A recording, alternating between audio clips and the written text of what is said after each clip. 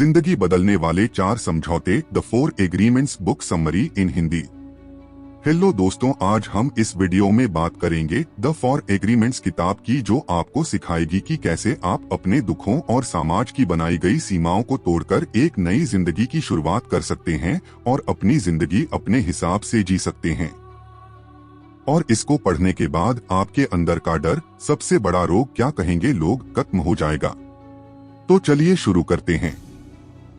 The 4 agreements में हम देखते हैं कि किस तरह से समाज हमें सीमाओं में रहना सिखाता है।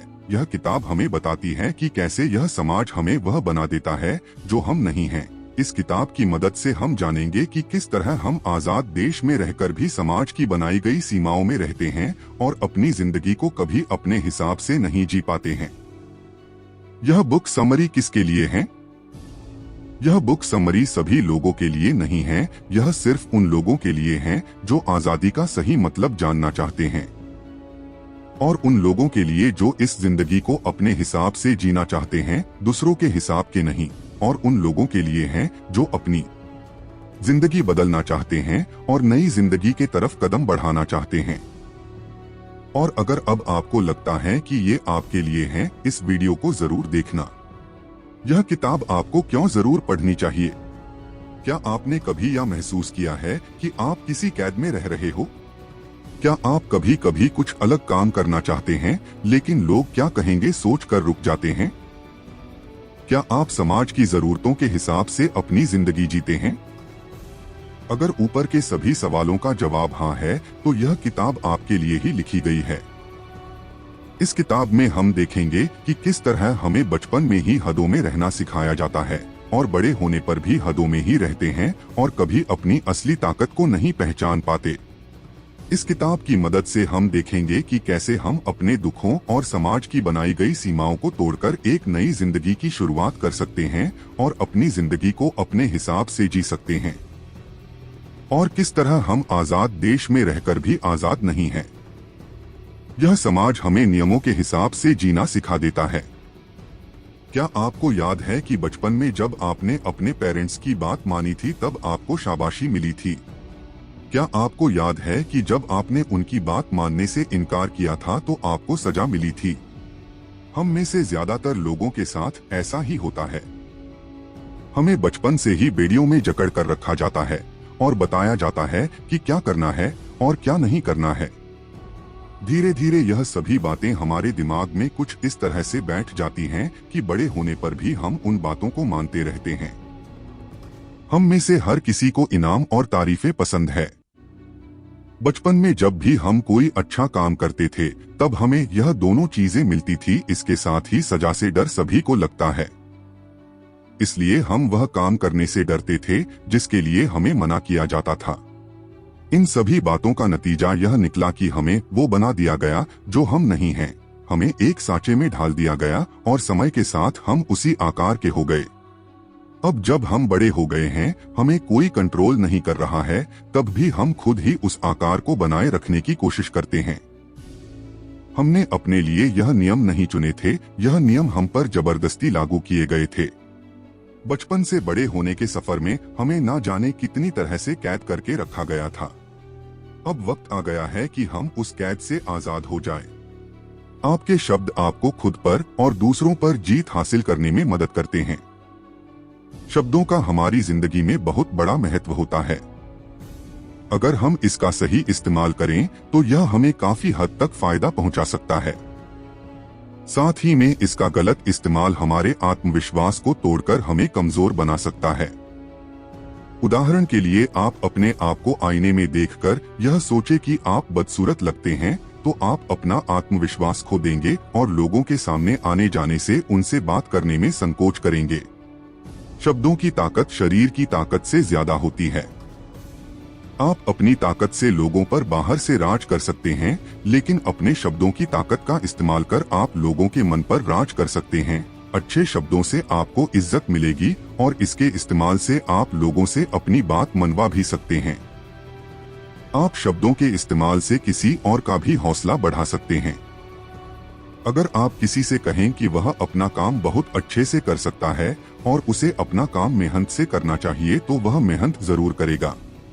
लेकिन अगर आप उसे कहे कि वह इस काम को कभी ढंग से नहीं कर पाएगा, तो उसका भी आत्मविश्वास टूट जाएगा और वो वाकई में अपना काम कभी सही से नहीं कर पाएगा। इसलिए यह जरूरी है कि आप अपने शब्दों का इस्तेमाल सही तरह से करें। आप इसके इस्तेमाल से सबके दिलों पर राज कर सकते हैं और साथ ही अपना आत्मविश्वास भी बढ़ा सकते हैं। आप अपने आप को पहचानिए और खुद को दूसरों के स्केल से नापना बंद कीजिए। हम अक्सर अपने आप को उस तरह से देखने लगते हैं जैसा लोग हमें मानते हैं। जैसे अगर किसी ने आपसे स्कूल के दिनों में कहा होगा कि आप पढ़ने में बिल्कुल अच्छे नहीं हैं, तो आपके अंदर यह भावना आ गई होगी, क्या आप स्मार्ट नहीं हैं। ठीक उसी तरह अगर आपसे किसी ने कहा होता कि आप बहुत स्मार्ट हैं, आप अपने आप को स्मार्ट समझने लगते। हम हमेशा ही अपने आप को दूसरों की जरूरतों के हिसाब से ढालने की कोशिश करते हैं। अगर लोग हमसे कहने लगे कि हम मोटे हो गए हैं, तो हम अपना वजन कम करने में लग जाते हैं। लेकिन क्या यह जिंदगी आपको दूसरों की शर्तों पर जीने के लिए मिली थी? क्या आपने पैदा होने के बाद कोई एग्रीमेंट साइन किया था जिसमें आपने यह कबूल किया था कि आप हमेशा दूसरों के हिसाब से ही जिएंगे? अब वक्त आ गया है कि आप अपने बारे में जानें और खुद को दूसरों की स्केल से नापना बंद करें। अगर कोई आप पर एक उंगली उठाता है, तो आप देखिए कि 3 उंगलियां उसकी तरफ है। इसका मतलब वह आपके बारे में कम और अपने बारे में ज्यादा बता रहा है। लोग अपनी सोच, अपने मूड के हिसाब से आपके बारे में अच्छी या बुरी बातें करेंगे। अगर आपके दोस्त का मूड अच्छा है तो वह आपकी तारीफ करेगा, लेकिन अगर उसका मूड खराब है तो आप में बुराइयां निकालने लगेगा। ठीक उसी तरह अगर कोई आपसे कहता है कि आप यह काम नहीं कर पाएंगे, तो यह उसका मानना है कि आप नहीं कर पाएंगे, तो जरूरी नहीं है कि जो वह मानता है वह ही सच हो। तो आप अपनी जिंदगी अपनी शर्तों पर जीना सीखिए। अनुमान लगाना नुकसानदायक साबित हो सकता है। हमारा दिमाग किसी भी काम को करने के लिए हमेशा कोई आसान सा रास्ता खोजता रहता है। इसलिए जब हमें कोई बात समझ में नहीं आ रही होती तो हम अनुमान लगा लेते हैं किस वजह से ऐसा हो सकता है। अनुमान लगा लेने से हमें हमारे सवाल का एक संभव जवाब मिल जाता है, जिससे हमें आगे सोचने की जरूरत नहीं पड़ती। लेकिन क्या आपने कभी अनुमान लगाने से होने वाली परेशानियां के बारे में सोचा है? जैसा कि पहले ही कहा गया है कि यह जरूरी नहीं है कि लोगों का मानना हमेशा सच ही हो। अगर आप किसी चीज का अंदाजा लगा रहे हैं तो इसकी बहुत बड़ी संभावना है कि आप गलत हैं। उदाहरण के लिए, अगर आपका दोस्त आपकी तरफ ध्यान ना दें और आप अनुमान लगा ले कि वह आपसे नाराज है, तो यह बिल्कुल गलत होगा। अनुमान लगाने से अच्छा है कि आप उससे पूछें कि वो ऐसा क्यों कर रहा है। सवाल पूछने से हमारी बातें साफ हो जाती हैं और आगे चलकर परेशानियां नहीं झेलनी पड़ती है। अगर आप अंदाजा लगाकर कोई काम करते हैं तो आप अपनी सोच को सच्चाई मान लेते हैं।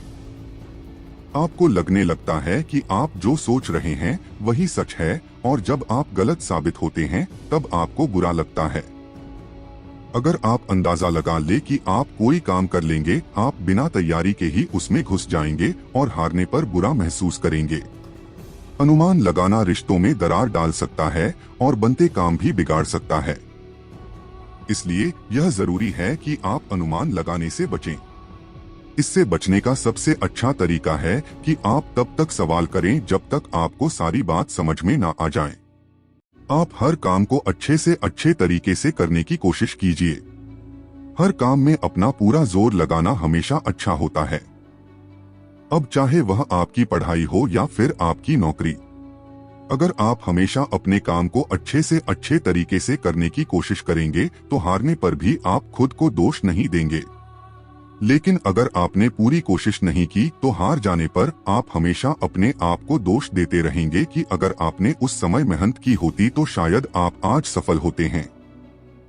ऐसा हो सकता है आप किसी दिन अपना काम बहुत अच्छे से कर ले जाएं, जबकि कभी कभी आप अपने काम में ठीक से मन भी नहीं लगा पाए। शायद सुबह काम करने पर आप ज्यादा अच्छा महसूस करें और रात में काम करने पर थका हुआ महसूस करें, लेकिन हालात चाहे जो भी हो आप हमेशा अपना पूरा जोर लगाते रहिए। क्या हो अगर आपका काम करने का मन बिल्कुल ना करता हो? अक्सर लोगों को रोज सुबह उठने पर यह जानकर बिल्कुल खुशी नहीं होती कि आज उन्हें काम पर जाना है। ऐसे में हम क्या करें जिससे हमारा काम करने का मन करे। अगर आप किसी बाहरी दबाव या जरूरत की वजह से काम कर रहे हैं तो आपका काम करने का मन नहीं करेगा।